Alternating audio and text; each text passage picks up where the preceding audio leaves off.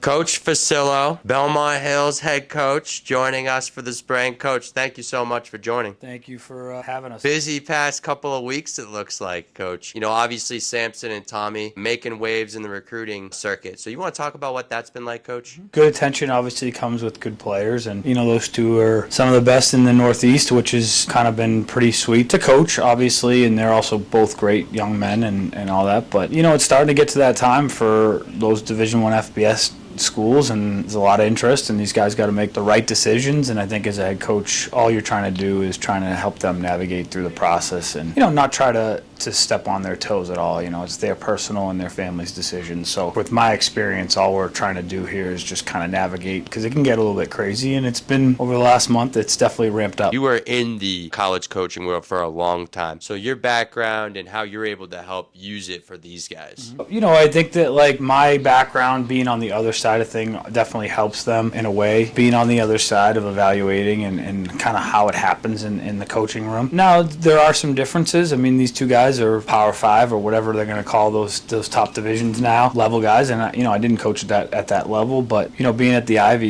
you recruit a lot of guys and you go through a lot of those experiences and you try to navigate those kids through it and try to hopefully you make the decision at Harvard. But for our guys, it's just more of understanding what an offer is and having the kids ask the right questions to coaches. And as you know, and you've been in it a bit, not every offer holds the same water, and every kid has a different fit, and I think that's fine, is finding their fit, because it's not always about the best football program or best school. It's about what's best for them. As you get to know the kids, you start to navigate that process and help them see through all the glitz and glam of the social media and stuff like that, because at the end of the day, they have to find themselves the right spot where they're going to be around great people that are going to help them develop as young men and football players and help them get a degree at the end of the day. And that's ultimately the best part about this whole thing, is that the goal of football, and I think we've lost it a little bit, and not just football but sports in general, is like we want to try to use that as a tool to help them get into college and find the right places. And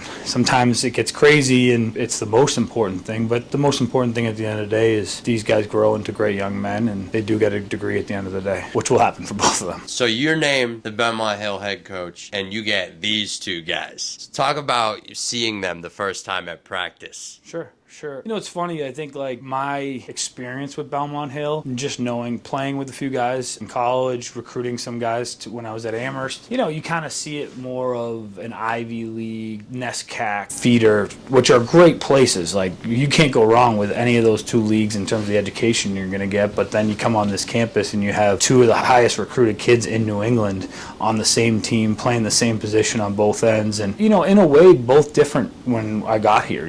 When I interviewed here in last March, Samson was probably 215, and he comes into camp at 240, and that was a big change for his recruiting process as well, as seeing that growth development. And Tommy's kind of been a football kid his whole life. He's been very talented. He's worked really hard at it. So I knew where Tommy was at and expectations, but Samson had a lot of growing to do. And if you watch game by game this season in terms of where he was until where he is now, it's amazing, his process. So yeah, it's great to have those guys. And we have other great guys too, and that's the other thing too, is that our core of our team, there's a lot of great players, and we focus a lot on those two guys, but it's no different for the other guys as well too, that the expectations are exactly the same, and guys are just going to end up at different levels. It's just kind of the natural way it goes. But having those two guys makes it a little bit easier. Samson specifically, when did you know that he was going to be special? Was it like a moment at practice? Was it a moment in a game? Actually, last spring, I was able to watch all the film. I knew a little bit about his background, but just his pure athleticism. Now, he probably didn't know what was going on, and he was ball chasing a lot and running around, but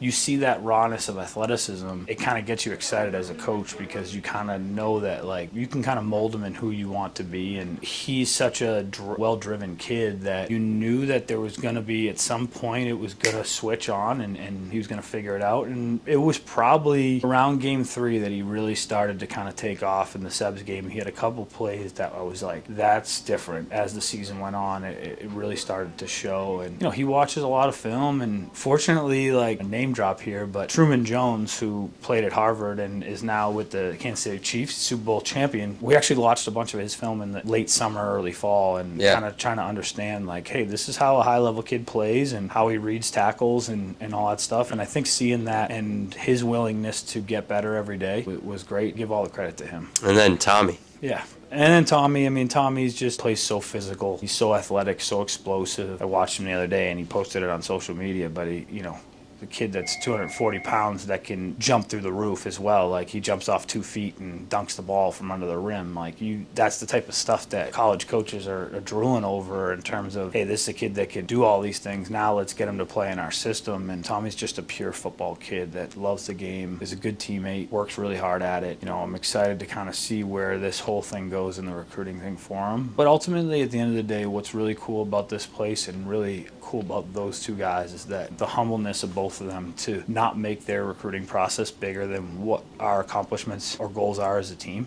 And it showed this year that they didn't make that, a priority, that they wanted to win and turn this thing around. And I think that's the same way for them now, is that, yes, Sampson's obviously made a decision and he's excited about that, but he knows that there's a lot of things that he needs to work on and improve on, and which will in turn help the team. And the same thing with Tommy. I mean, he's got a big decision to make, but I know once that decision's made and he feels good about it, that his 100% focus is on our team and trying to repeat what we did last year. And then for the Blue Devils, what are they getting in Samson, Coach? From someone that sees him at practice every day. First of all, I think Duke is a great fit for Samson. I think like those high academic schools that also play high level football recruit a specific kid, and because you have to have a balance between that academic thing. I think this place prepares these kids really well for that, and I think that's what's great. What they're getting is a kid that is just a genuinely awesome person, great teammate, somebody who works really hard, and obviously a really talented player that's still very raw. I think that's a big excitement for a lot of programs. Like I said, for the same thing for me is that, you have a guy who's played technically 2 seasons of football in his whole life, and he's already shown that he's one of the better players in this league and probably one of the better players in New England. I just imagine him getting in the weight room at the college level, being on a training table, all those things. I mean, it really just the ceiling's so high for that type of kid, and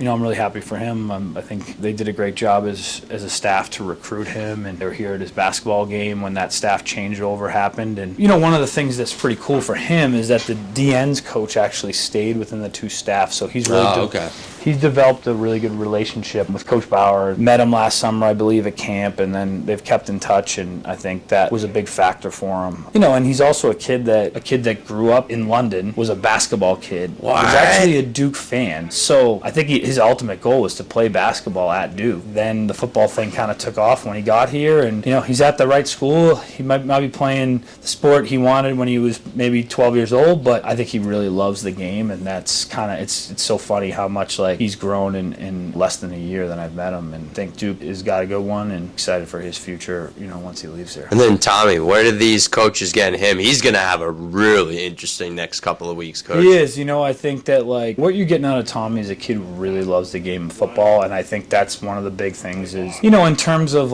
you have a place that's really high academic in Belmont Hill, so it's really hard to navigate it and all that stuff, but at the end of the day, he's a pure football kid. He wants to play at the highest level. What you're going to get out of him is a kid that's just going to bring it every single day, and he's a kid I have to tell to turn it off sometimes. When we're not going full speed, sometimes I have to say, Tommy, slow it down a little bit, because, that's just his knack, and he's a kid that just loves the game and loves to be physical, loves to run around, and he's so diverse because he is a good athlete. He plays tight end for us, and I think that really helped him too in his athleticism part. But wherever he ends up, another kid that's going to hopefully make an impact in their program, another kid that gets in a college weight program, and I'm excited to kind of see what he grows into as well, because both of them have such big frames that they can put on a lot of weight and carry that weight as well. And then if you want to talk about your other guys, because like you said, there is a lot of them. Sure. I think the biggest thing here is that, and I preach to these guys all the time, it doesn't matter who you are in our program, what level of football you may play, or even if you don't play football. And we won a championship with one kid going to play college football next year, seniors. So look at all these programs taking pictures of all these guys. It shows the type of athlete that are in this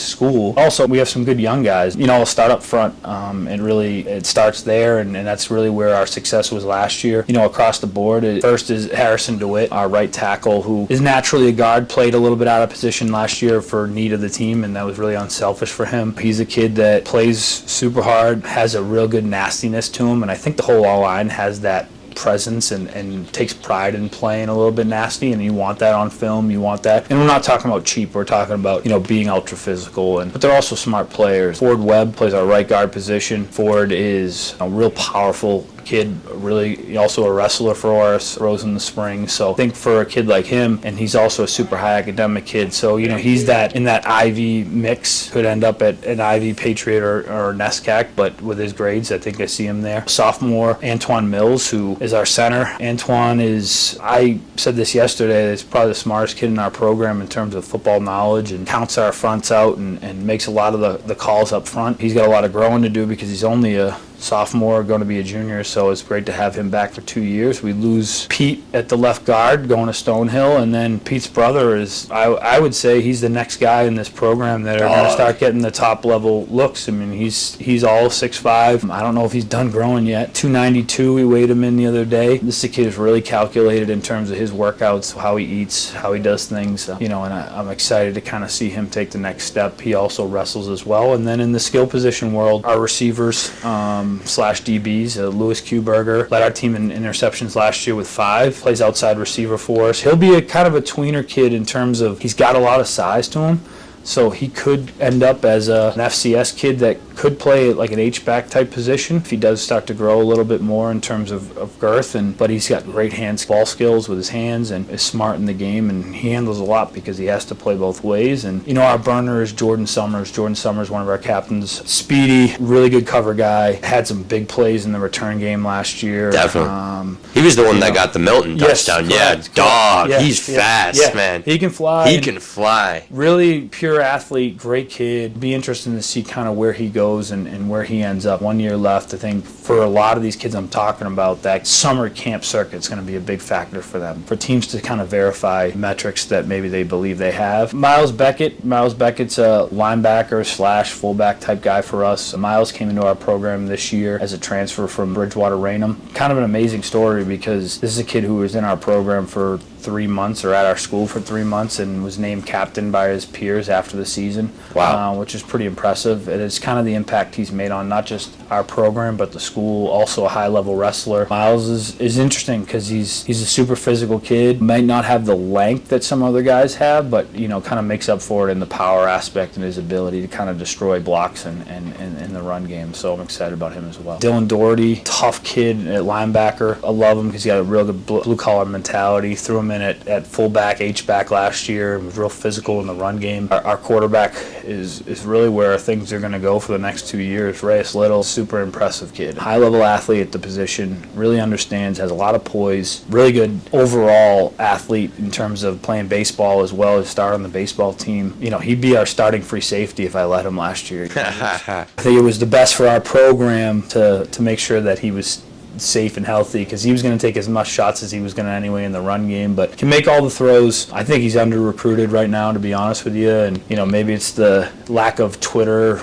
recruiting and not going to a lot of these trainers, but every time that there's a kid that we went up against last year, that has offers now as quarterbacks, I thought he outplayed. Probably minus the first game, I thought Landolfi was phenomenal, and I thought he played an amazing game, so take that out of the factor, and then, I think in league, I didn't see a better kid in terms of the amount of offense that we have and the amount of stuff that he has on his plate. Just been really impressed with him. And then Marcus Griffin had a great year at running back, first year in our program as a sophomore, runs for I think 950 yards in the year, averaged over 8 yards a carry. That's the biggest thing about our program is all these kids have specific goals, but they're all going to play at different levels, and we don't care. I think that's the big thing when kids come here or actually looking here, that, they see Tommy and they see Samson and they think that, that's the path, but we all know that, the goal is to play college football. The goal is to get a degree. I'm going to help all these guys in the right way to make sure that they end up at the place that fits best for them, and they're all good enough to play at some level. So it'll be definitely an exciting year, to kind of see with the